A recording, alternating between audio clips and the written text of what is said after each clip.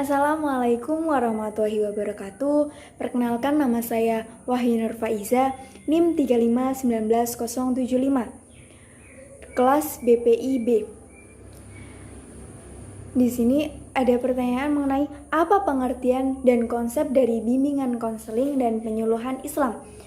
Di sini pengertian dari bimbingan itu sendiri ialah suatu proses atau suatu bentuk bantuan dari konselor kepada individu agar dapat menerima dan memahami dirinya sendiri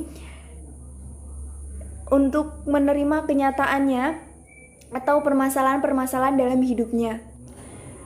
Dan pengertian konseling itu sendiri ialah atau dapat diartikan sebagai pemberian nasihat atau solusi bantuan kepada orang lain yang sedang mengalami masalah-masalah dalam hidupnya. Penyuluhan Islam ialah bantuan atau proses membantunya konselor kepada konseli dalam proses membantu dari segi lahiriah batiniahnya yang mengalami permasalahan. Sedangkan konsep dari bimbingan konseling dan penyuluhan Islam itu sendiri adalah suatu proses bantuan dalam kehidupan seseorang.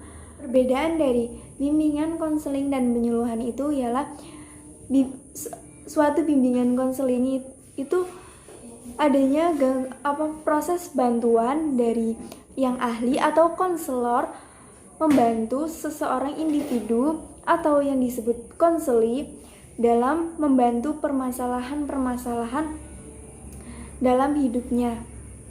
Sedangkan penyuluhan adalah suatu penjelasan atau suatu materi yang disampaikan kepada suatu kelompok masyarakat ataupun adanya suatu permasalahan yang dianggap dan bersifat informatif, persuasif, dan rekreatif, ataupun gabungan dari keseluruhan itu, atau masalah-masalah gangguan-gangguan yang ada dalam suatu kelompok organisasi. Dengan pengertian multikultural atau bimbingan penyuluhan konseling multikultural ialah suatu proses bantuan atau mengatasi permasalahan yang ada di masyarakat atau kelompok dari segi ekonomi, budaya, bahasanya, atau permasalahan-permasalahan yang ada di kelompok tersebut. Sekian video dari saya. Wassalamualaikum warahmatullahi wabarakatuh.